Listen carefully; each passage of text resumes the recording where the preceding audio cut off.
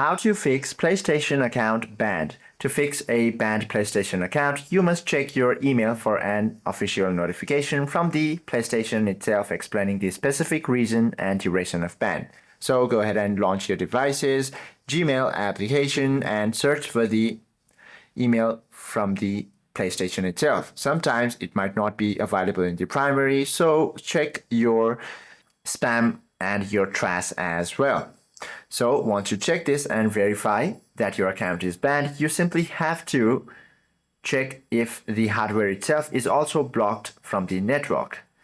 And then once you identify the type of ban, you simply have to pay back any reversed bank charges using the PSN gift card if you have debt issues, or simply ask agent for a payment link to clear the negative balances.